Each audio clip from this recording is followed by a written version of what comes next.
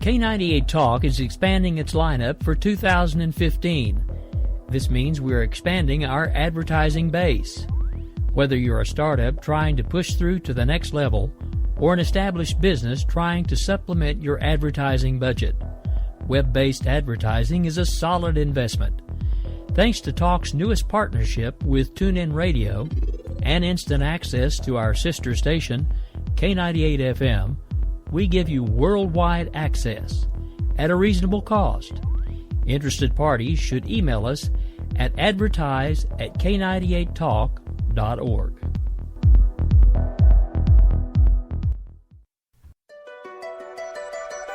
The leader in talk radio on the Internet, right here on K98 Talk and the Spark Radio Network.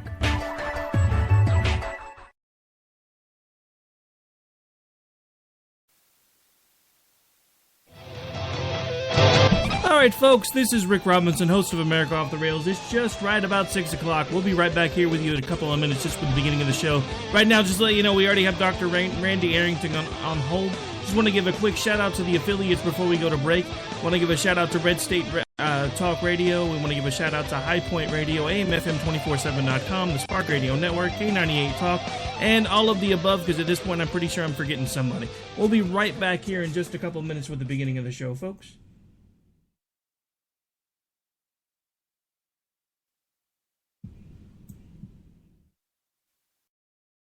In these uncertain economic times, you've got to do whatever you can to save money. One of our biggest expenses can be our cars, especially when unexpected repair bills hit. Not anymore. If you own a vehicle with less than 130,000 miles, is less than 12 years old, has a warranty about to expire, or even no warranty at all, you could stop paying for car repairs. Roadside assistance, towing, and rental coverage are all included. Don't wait for the next repair. Make one free call right now to see if you qualify. If your vehicle is less than 12 years old, has less than 130,000 miles, even if it's out of warranty, paying for car repairs can become a thing of the past. Call us right now and get your car protected before your next repair bill hits. Get protection and no more repair bills. Call 800-696-1030. Again, 800-696-1030. That's 800-696-1030. 800-696-1030.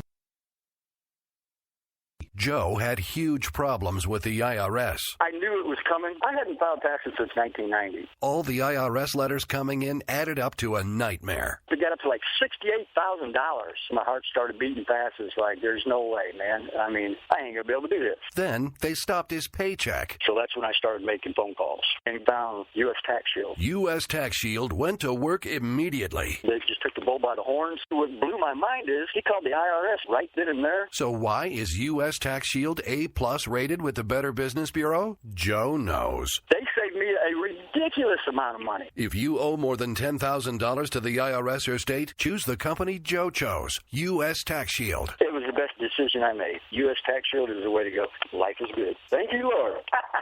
Call 800-471-3287. U.S. Tax Shield. Boo-rah. Yes. 800-471-3287. 800-471-3287. We will keep this promise to the American people. If you like your doctor, you will be able to keep your doctor, period. If you like your health care plan, you will be able to keep your health care plan, period. This is the most transparent administration in history. Not even a smidgen of corruption. Fact is, we had 4 dead Americans. What difference at this point does it make?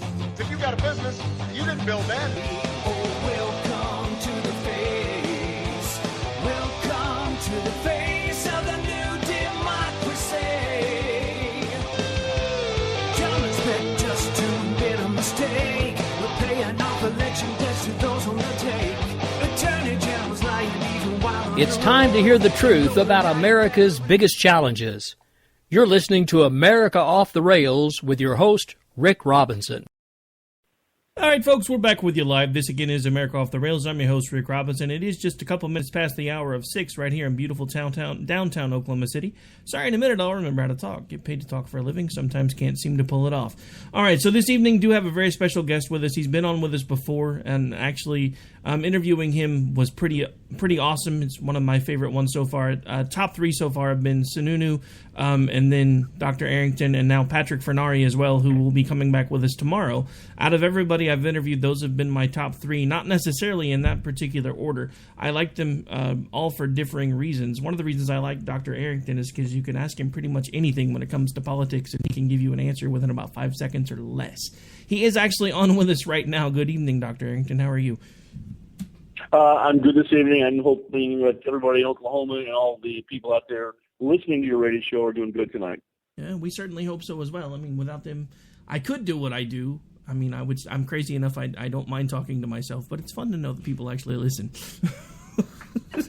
Okie dokie.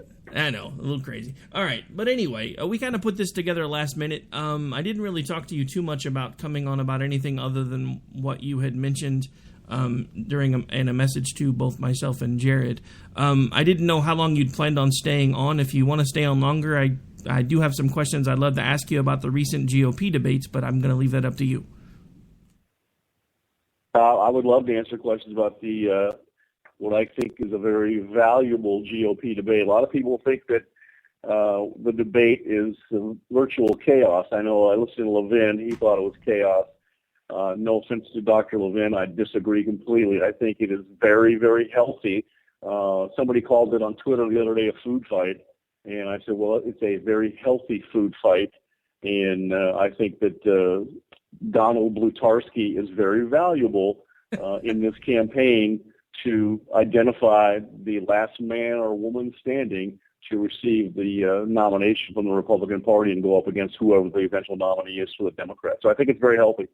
You know, I think part of it, and this is just my take on it, and I may get schooled here in a second, but I think part of it is honestly, I think we've forgotten how raucous our political system used to be back in the day.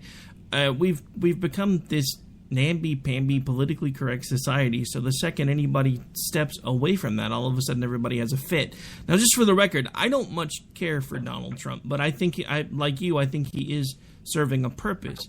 He's basically making people that actually are serious about this step up their game, and it's giving us an opportunity to see who's going to be able to stay in and who's not going to be able to stay in. As a matter of fact, one of the ones that I was kind of surprised to see is already starting to flounder is Rick Perry.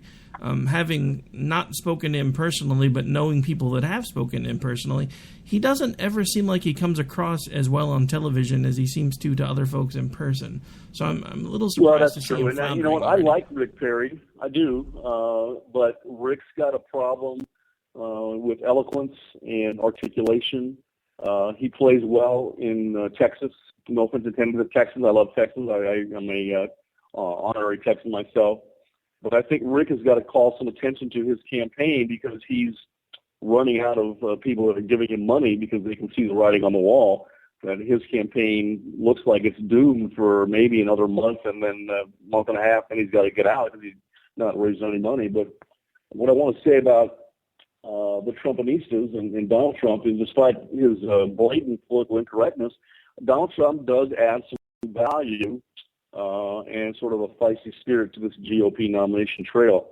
His presence, Rick, is going to force all the other candidates to address the more controversial issues that they'd rather avoid addressing or just give their normal vague softball responses to. We're talking about illegal immigration right now and illegal aliens, where we just had the governor of California, my home state, ban the word alien in all that are government California documents. That is the actual term for people that are in the country illegally. They're illegal aliens.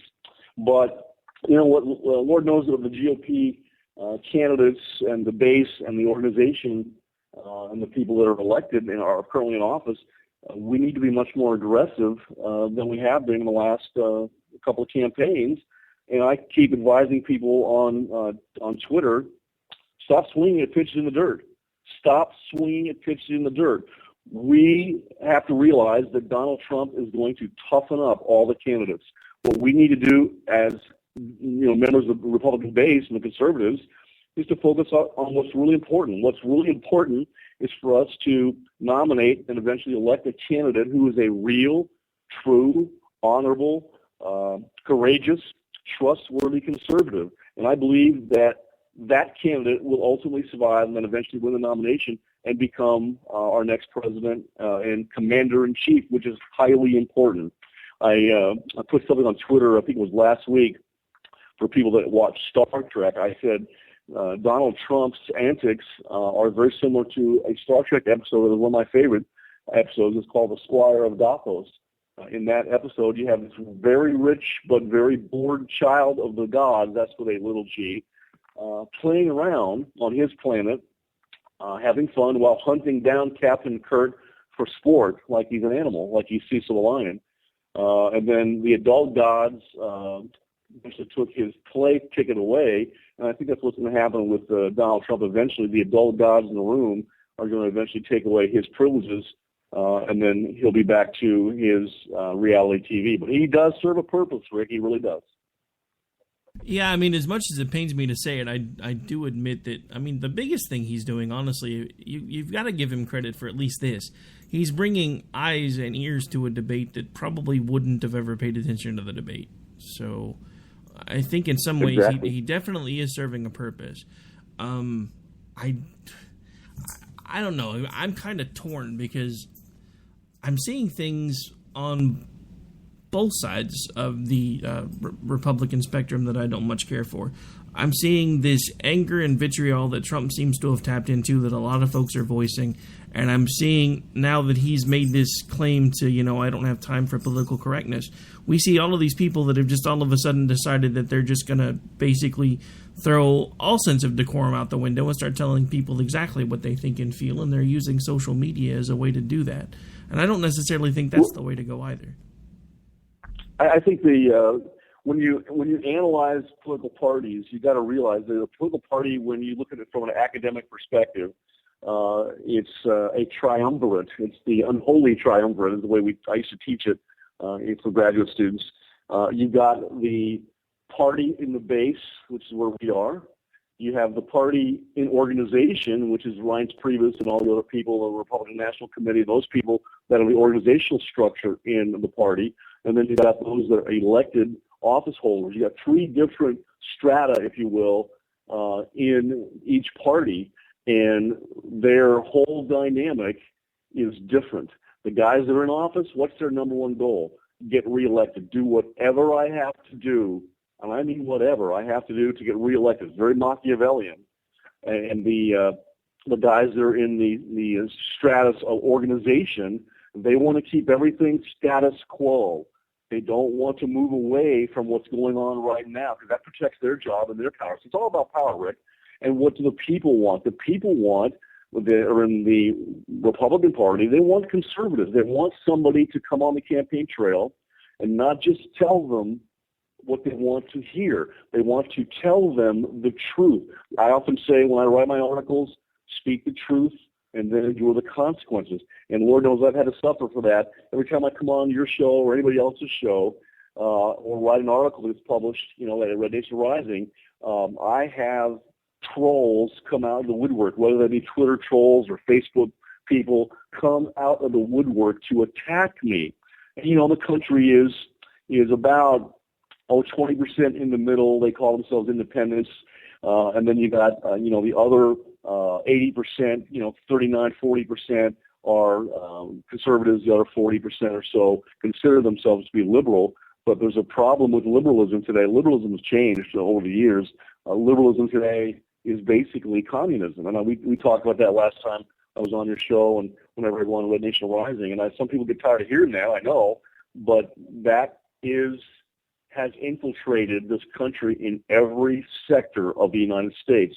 Also, in Red Nation Rising, I told this to Lou Esposito on one of her shows, Red Nation Rising, even though it's a conservative grassroots movement started by Mr. Lysak, has been infiltrated by people that want to cause chaos and disrupt what's going on.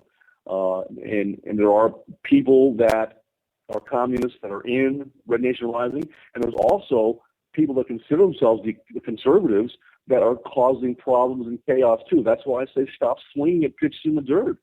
And we need to really focus. Now, I'm not saying you don't have the right to choose the candidate you want. That's what this whole campaign trail is about. But we've got to get somebody, whether that's a man or a woman. I happen to like Carly. I happen to loathe Mrs. Clinton. We have to get somebody that's going to tell us what they're actually going to do, and then when they get into the reins of power, do that. And we've had a couple people who've done that. Mike Lee's done that. I think Rand Paul has done that. Ted Cruz has done that. But when you look at a guy, the leadership of the Republican Party right now, that are elected members, McConnell from Kentucky, and then that knucklehead that's the Speaker of the House, Boehner from Ohio, they are not doing what they said they were going to do. And that is why Mr. Trump is having such traction amongst the voters, at least initially.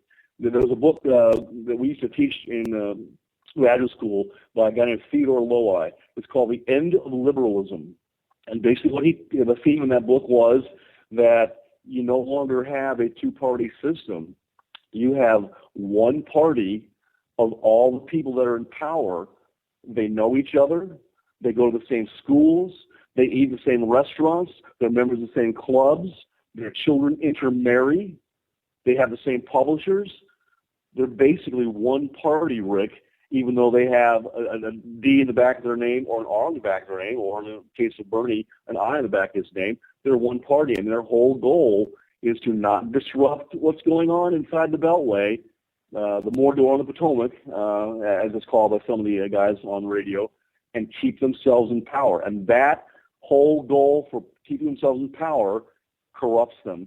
We have a corrupt, bipartisan organization inside the Beltway right now, Rick.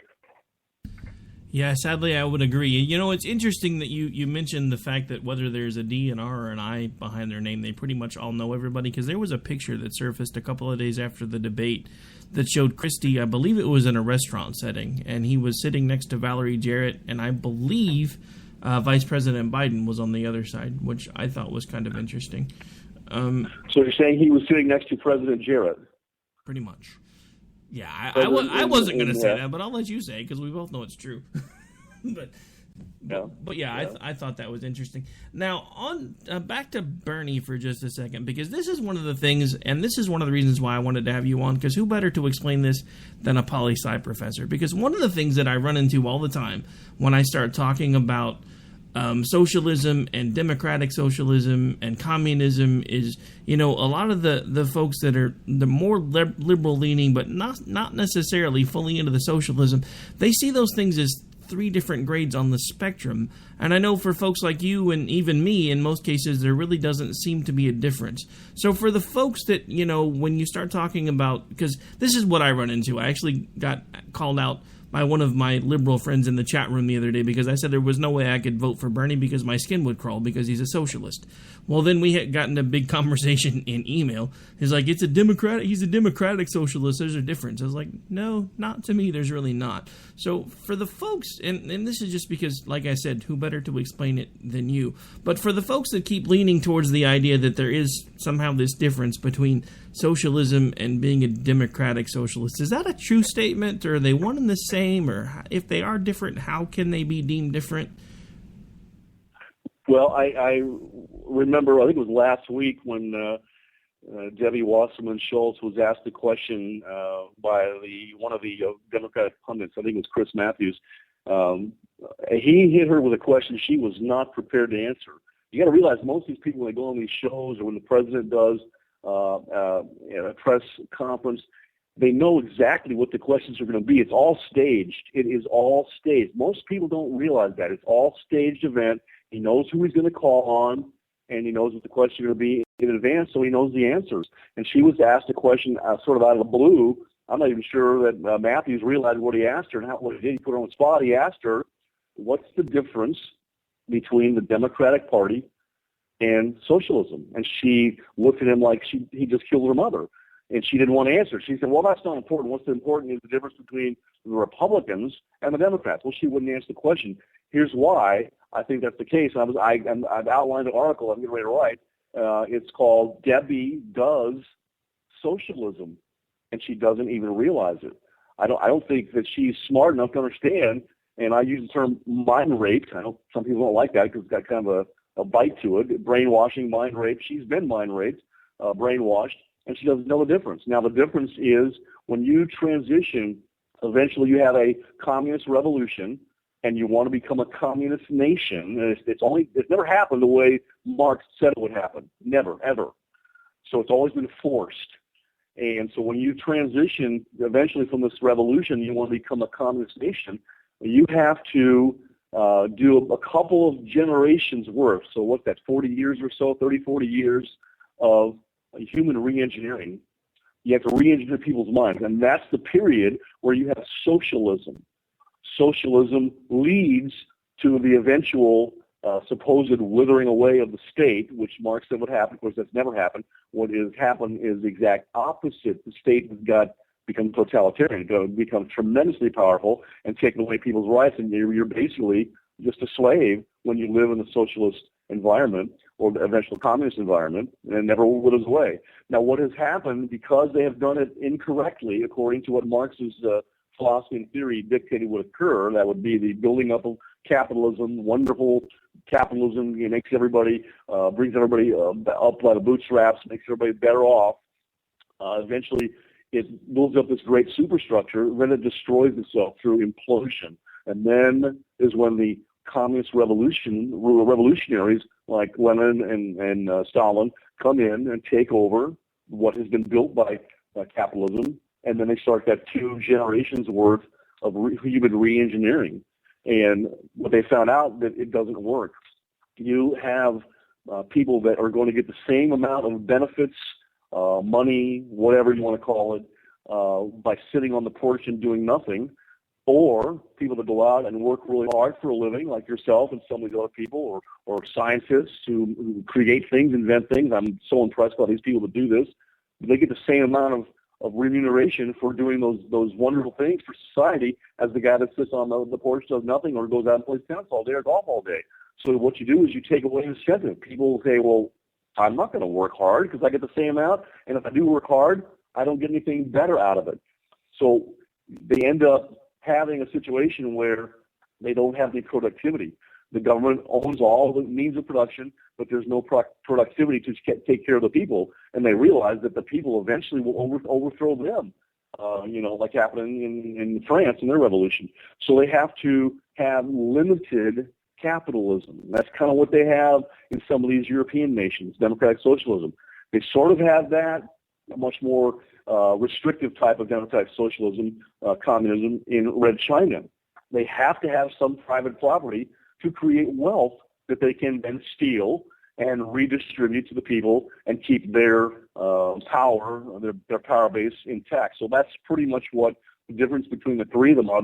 None of them believe in ownership of private property. Private property is a sin. It has to be owned by the government, with the exception of a few things can be owned in the industry sector when you have democratic socialism to keep the money flowing. They don't believe in religion.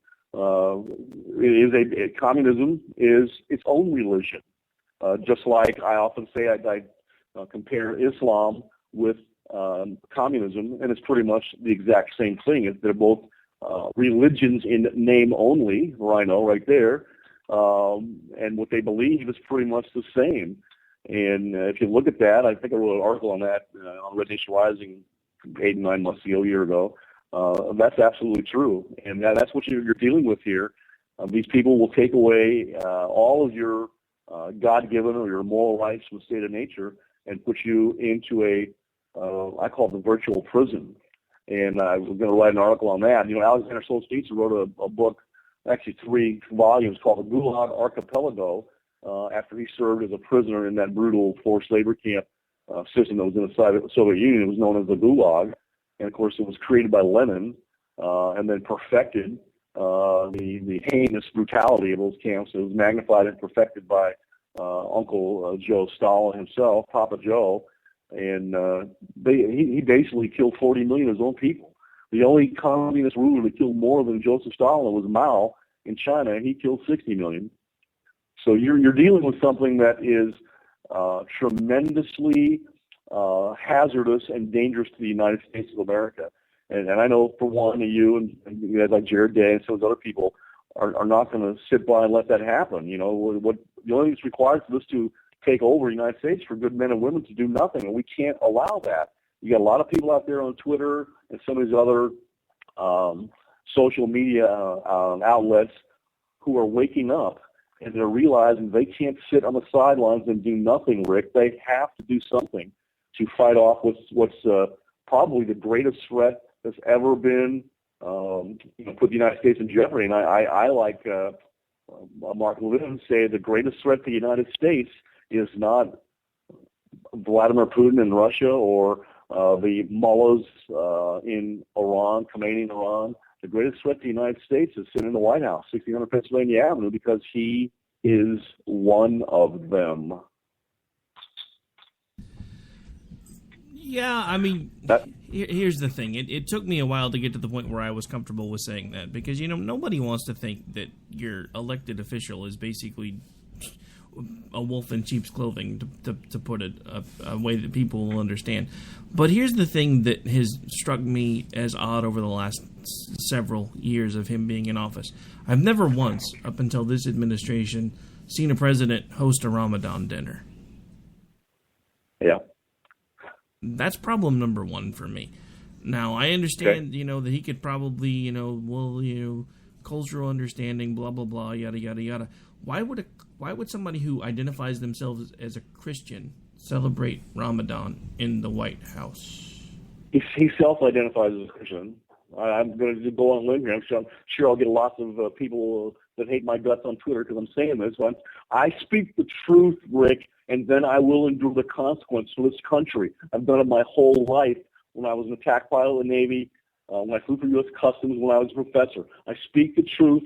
I endure those consequences. No student of mine at UCLA or Tulane or wherever I taught ever walked out of a lecture that Dr. Arrington was giving because they knew they were going to hear the truth. They may not agree with me, and I might not agree with them when they write a paper or have a discussion during office hours in my office.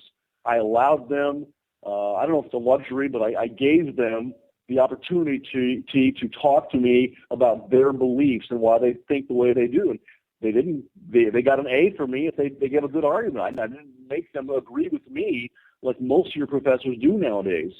And they were allowed to speak their piece, and that's something we need to do. I was at Red State Gathering in Atlanta this last weekend, and Eric Erickson, who put that together, disinvited Donald Trump, and I thought that was a huge mistake. Let him speak.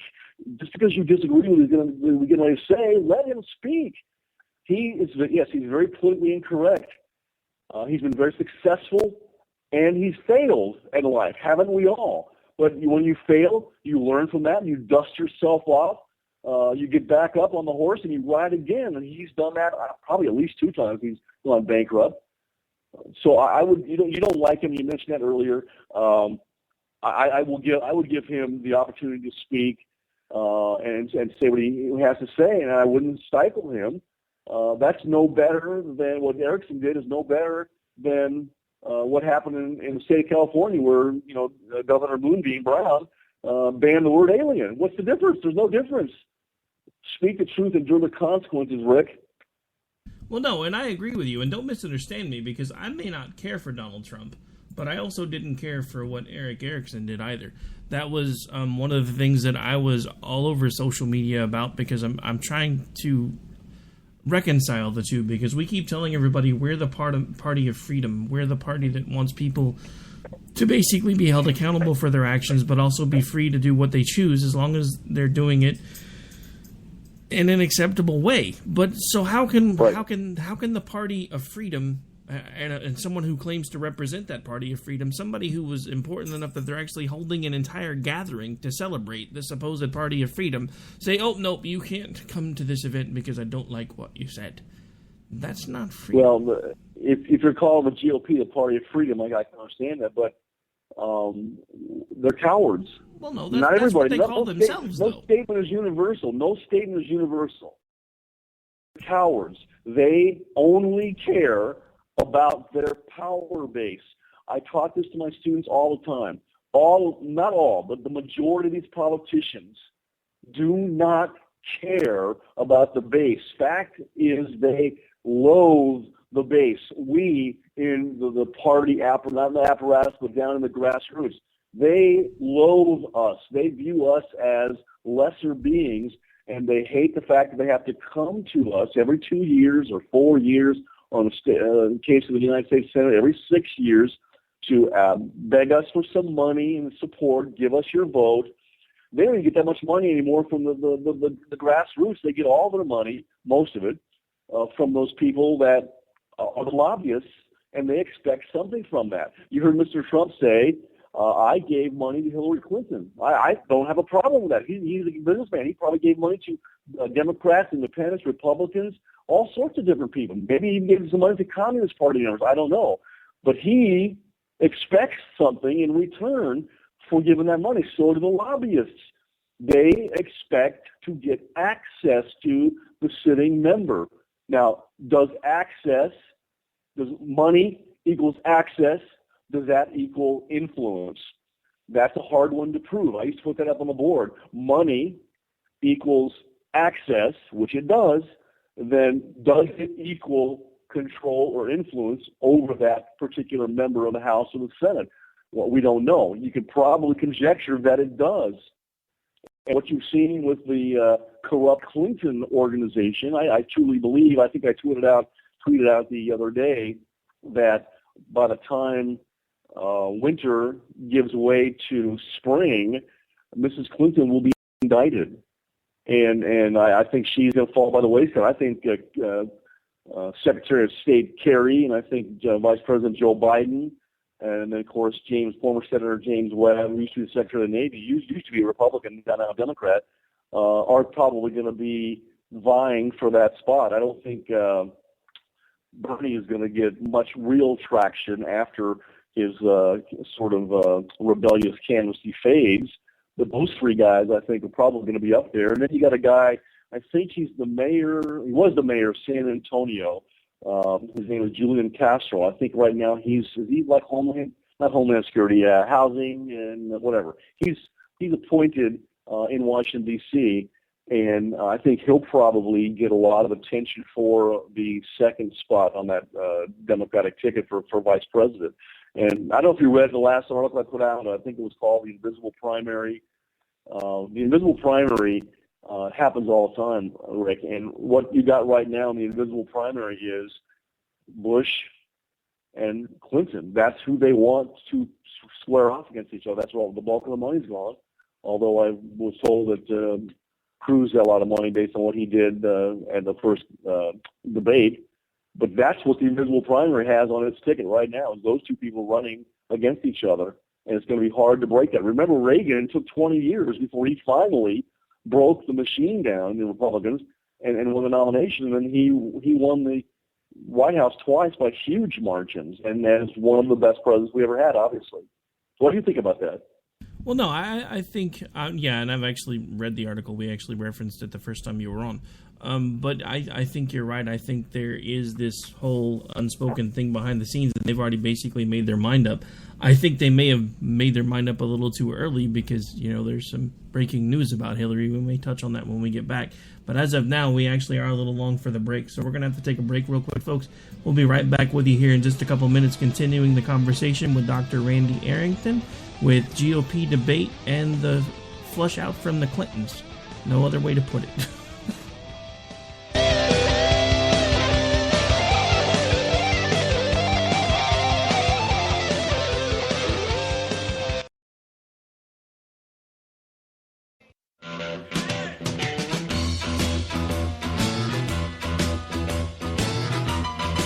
Red Nation Rising brings you Town Hall Radio. From a single tweet to 3 million a month, our community is a force to be reckoned with on social media. So don't miss our show, Thursdays, 8 p.m. Eastern on K98 Talk. Our chat room is our co-host, and you ask the question. Join us and be heard. So get ready to sound off on Red Nation Rising Radio. No one else is going to do it for you.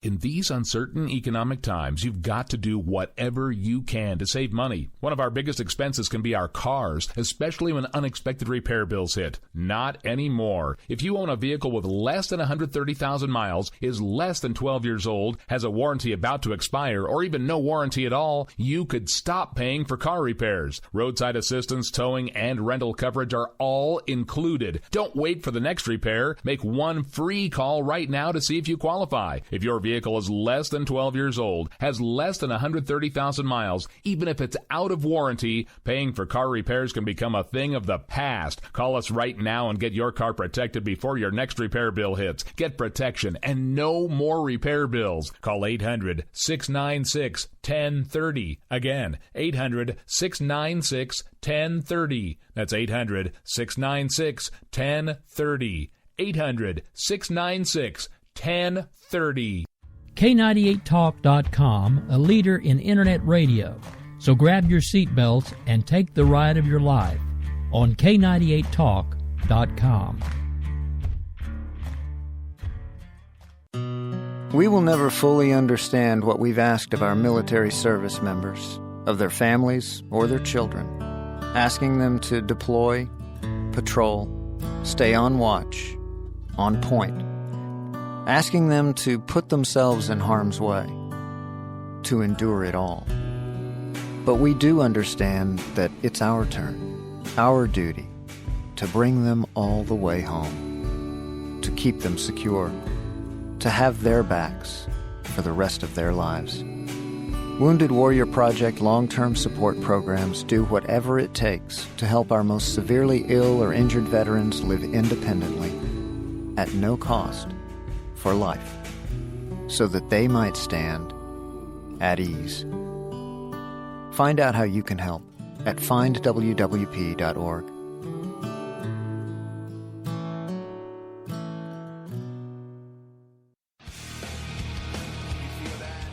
This is JD. And this is Stacy. Join us Tuesday nights, 10 p.m. Eastern, for Game On. Remember, lock up the children and the old folks. Game On, the home of Liberservative Conservative. Where no one is safe, and no one is spared, not even the hosts. Oh, that was supposed to be a spin cycle. I'm sorry. Yeah, that's okay. We love you anyway. Right round, baby. Self-monitoring right Ebola anyway. radio strikes again. Anyway. Anybody see the host monkey? Where's the host monkey? Where's the host monkey? For God's sake, I need an antidote. Just do your rant. Let's pop out of the segment. Find us on Twitter at JD and Stacy. You're listening to K98Talk.com. Calls, we got a pen and telephone to bypass all your laws. Political courageous will replace the Bill of Rights. Support religious freedom, bless you, pray to Jesus Christ. The press is in our pockets. All right, folks, we're back. We're live. This is America Off the Rails. I'm your host, Rick Robinson, again joined by Dr. Randy Arrington, who's with me today. Now, before we went to break, I did have one topic I wanted to bring up we didn't get a chance to get to before the break. Now, you know, it's interesting that you mentioned a few minutes back in the conversation this whole takes about 40 years to affect change when you're trying to basically reprogram humanity as far as, you know, societally.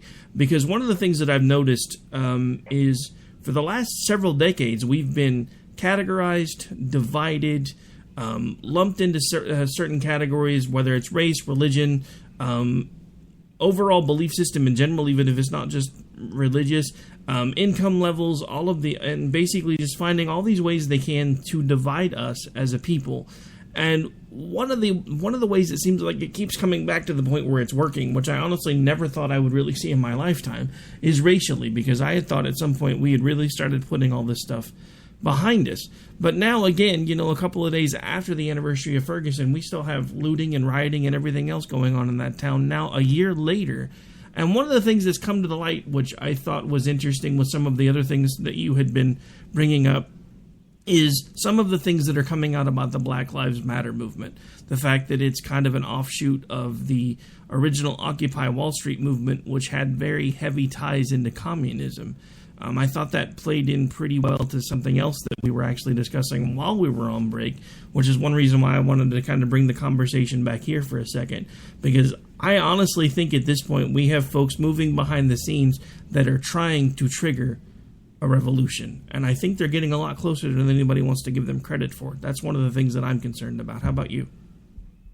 Well, that's exactly what's happening. And I know sometimes people get tired of hearing Dr. Ray talk about cultural Marxism and communist revolutions, but it's there. And it is a tremendous threat to our individual liberty and to the longevity of the United States, the continued longevity of the USA as a free nation, a democratic constitution republic. And, you can see what's happening right now. Political correctness, Rick, is nothing more than the primary tactic of the cultural Marxists. They want to separate us into these groups. One reason is because a lot of these post-Marxist theorists had to explain why there's never been a communist revolution that occurred the way Marx predicted. And what they said was, well, we've got Christianity out there that's sort of like a buffer, if you will, for this disgruntled proletariat. Basically, Marx said the workers were going to get so alienated they would rise up and we'd have this communist revolution, and then the professional communists would come in and lead it. Well, that hasn't happened. So what they've said was, well, we need to chip away at some of these things that are preventing that from happening. And one of them is Christianity, because it gives you a way out. It's your buffer. So what the cultural Marxists are doing is they're separating us into these different minority groups, if you will, to make us think that we are victims. We're not victims. And so, but if you can make these people believe that, again, I use the term mind rape, brainwash, whatever you want to use, that's the seed of destruction that's being planted right now. And so I've noticed, like I said, whenever I talk to anybody on the radio, do an interview or write an article, I call them Twitter trolls. I actually give grades for the week on Twitter trolls, people handling the Twitter trolls effectively. I always give you and Jared A minus, and I always kind of tease with Lou Esposito and JD, who is Stacey Lennox's partner there on her show, Game On. First of all, I'd like to get them to read some of my articles. I wish they would read my article. Maybe they would they'd learn something. But you've got these Twitter trolls that are coming out there, and I told Lou, you have been infiltrated, and you need to tell Jim Lysak, you have been infiltrated at Red Nation Rising. And what they're doing is they're trying to pit us against each other. That's why I keep saying stop swinging at pitches in the dirt. Focus on what's important. And so you've got various groups from the former Soviet Union. You got Vladimir Putin as these people that are constantly attacking us in these various outlets to make us hate the United States, hate our upbringing, and make us more ripe, if you will, for their eventual communist revolution. And Soros is part of that. He's a multi-gazillionaire, and he is behind all this stuff, one of the people behind it. He's funding these professional demonstrators at both Occupy Wall Street, Occupy University of California, Berkeley, wherever they're occupying. Now it's Ferguson and some of the other places. He's paying these people to do this. And they whip these people up into a frenzy, make them think they're victims of whatever they want to attack, whether it's white males or white females or whatever. And they say, well, that's the reason that I don't have a BMW, is because of that guy right there, that Dr. Harrington guy. He's the reason. But what happened in 1937, 38, 39 in Germany? That's exactly what Adolf Hitler did and how he came to power. He said he identified a domestic enemy. It's the Jews, the Jewish people. They're the reason, Germans, that you don't have a better life. We need to get rid of those people. And, of course, we know what he did. He killed like 16 million of them, or however many, So that's what's going on right now.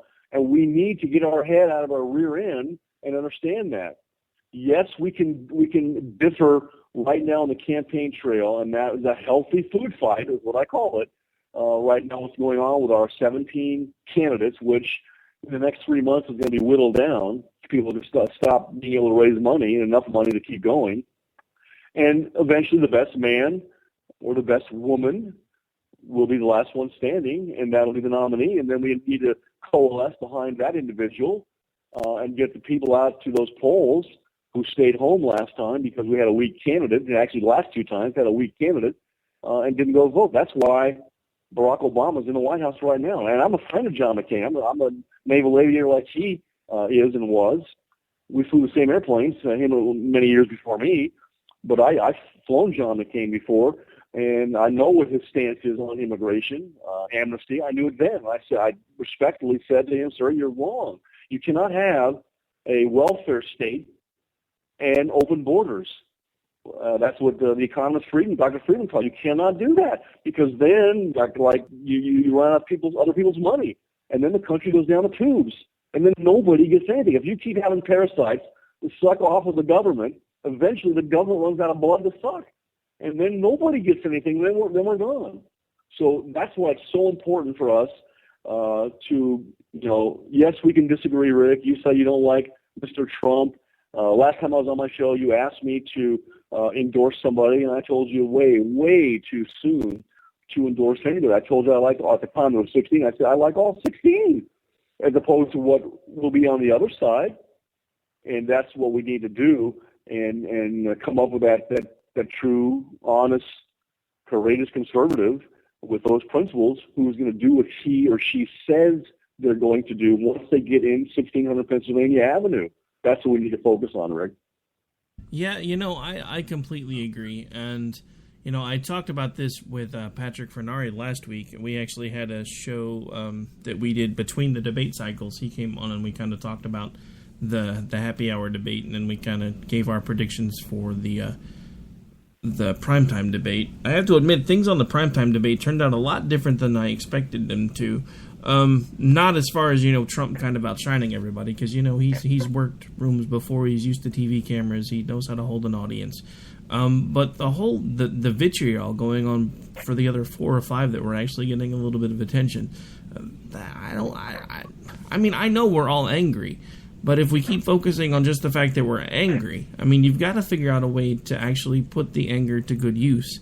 And I think that's part of why this divide and conquer mentality is actually working. And I hate to keep coming back to this, but I have to tell you, this has been weighing on me pretty heavily lately, especially with now even a year later. After all of this has come to pass, we come back around, and a year later, the same thing happens again in the same town.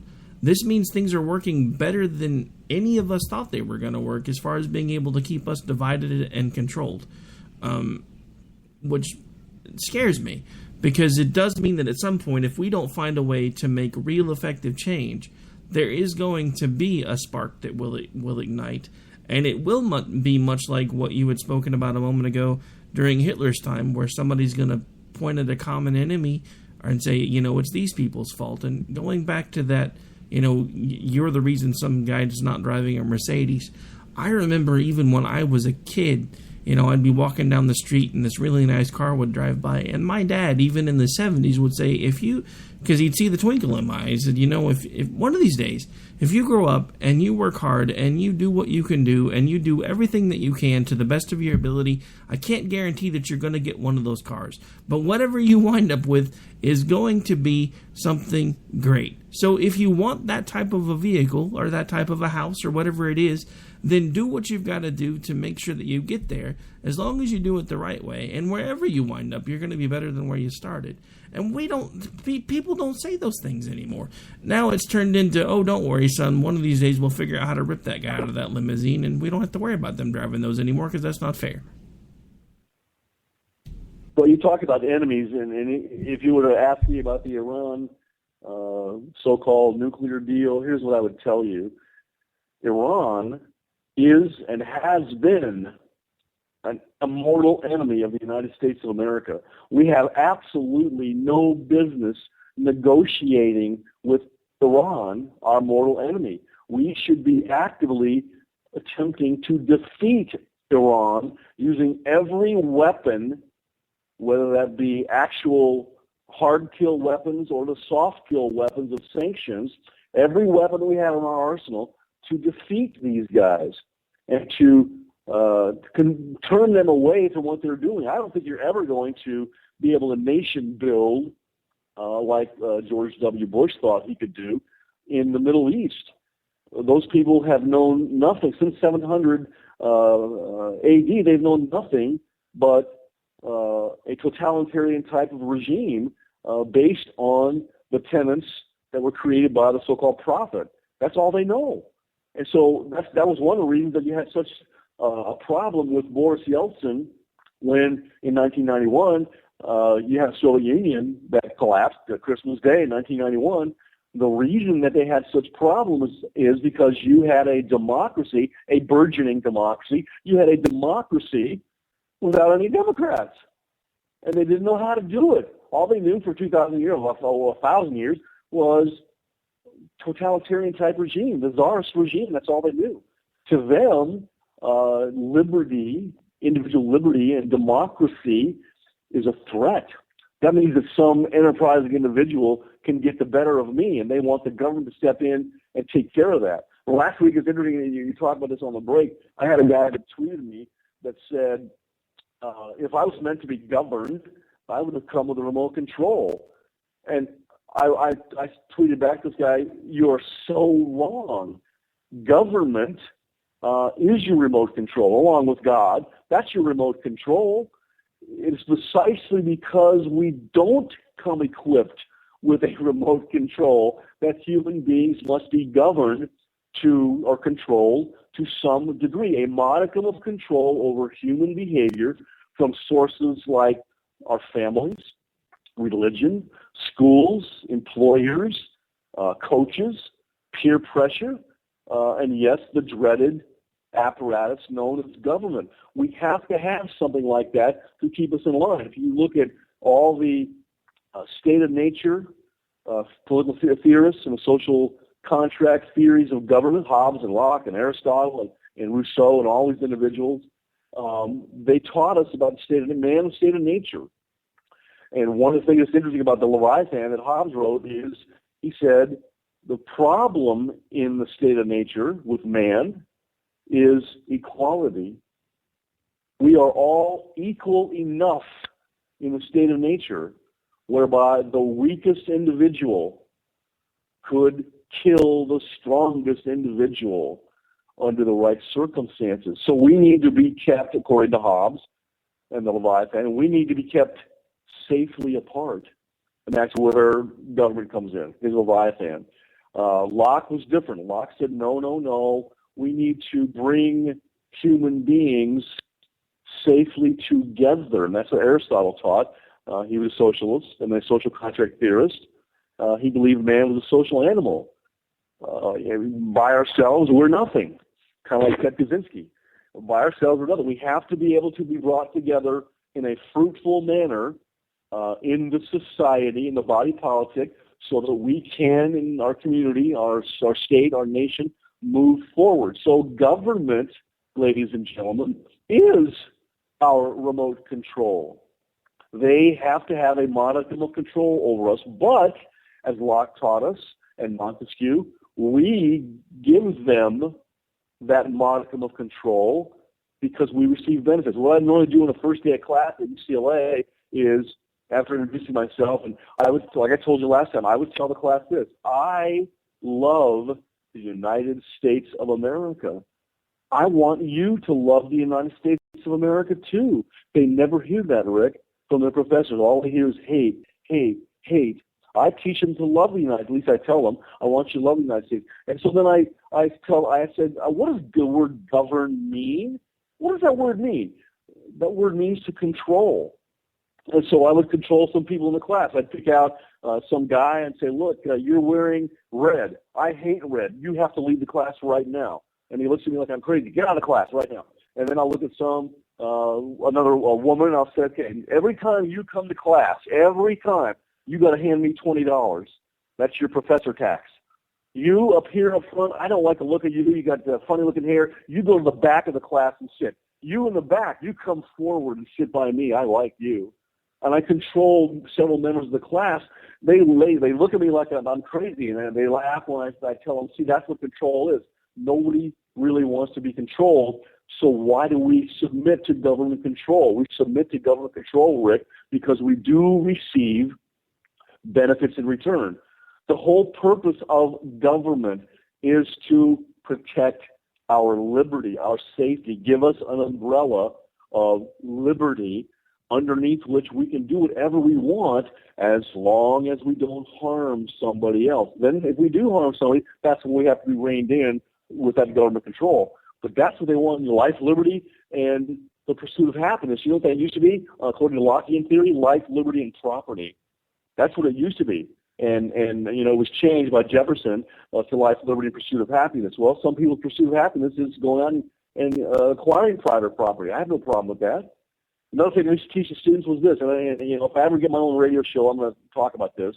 I go up on the board, second day class, and in big bold letters I write, "Truth changes." And then I turn around and they look at me like I'm crazy.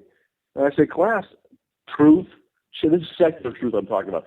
Truth changes because it is subject to human interpretation." Then I give them some examples. In 1491, the truth was the earth was flat. Everybody believed that until that guy, Christopher Columbus, went out and proved that the earth was not flat. It was round. And then I give another example. Isaac Newton, the theory of the motion of planets was the most profound and exciting theory, engineering theory, ever up to its time. Every graduate student emerging out of the great engineering universities, physics universities, could not wait to work within that paradigm until this little German Jew came on, Jewish guy, named Albert Einstein, and said, "No, that's not the way it works. It's relativity. Truth changed." And when you want to give an example or give a definition of scientific revolution, here's the greatest definition of scientific revolution ever. We discover new and exciting things while looking in the same old, dull, familiar places. Suddenly somebody else comes in with a different perspective, looking in those same dull, familiar places, and sees something new. That's what Einstein did.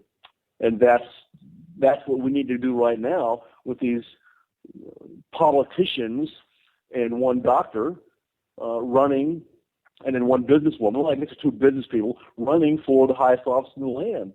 We've got to make them convince us that they see different things while looking in these same old, dull places, and they can do things differently and make this nation great again. That's what we all should want. That raises everybody up. Everybody. Now, are the rich going to get richer? Absolutely. Do they deserve it? Absolutely. I don't care that Rick Robinson is a millionaire or that Lou Esposito is a multi-millionaire. I can care less. You deserve it. But everybody gets rich. It's not trickle-down economics. It's trickle-up economics. We all move up. What do you think of that? No, I completely agree. At this point, though, unfortunately... That you're a millionaire? You agree with that? Oh, no, I wish I was. Well, I mean, I can think I'm a millionaire all I want until I can prove it with my bank account. It really doesn't matter. There you go. There you go. At this point, we are unfortunately out of time. I've got to make room for the Conservative Curmudgeon radio show that's coming up here in just a couple minutes. Otherwise, he's going to start banging on the door wanting me to let him in. So, before we get out of here, why don't you go ahead and remind folks where they can interact with you should they choose to do so, sir? Well, you can find me on Twitter, Kerosene Cowboy, Dr. Randy Arrington, PhD. There's a couple of 2 or 3 parody accounts on there now that aren't me, but I was told that if you have somebody doing a parody account of you on these sites, that you've really you've made it, and you're making somebody feel uncomfortable. So there's some parody accounts out there, but look for the real Dr. Randy Arrington, Kerosene Cowboy. You'll see my picture of my airplane launching off the aircraft carrier, and that's me. If you want to have a chuckle and listen to some of these other people badmouth me, go ahead. It's not bothering me. They don't know me well enough to be able to hurt me. But we need everybody in the fight. Wake up, hit the deck, Bub, and get back in the fight, and let's save this country and move forward and lift it up out of the doldrums it's in now. And become great again, Rick. That's what we should all be striving for. Every one of us on the left, on the right, in the middle, wherever. That's what we should be striving for.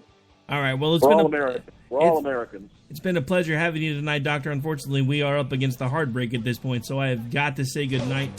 Guys, we'll be back tomorrow night live with Dr. Patrick, live right now with Dr. Randy Arrington. Back tomorrow with Patrick Fernari, author of Common Sense. We'll be back with you tomorrow night.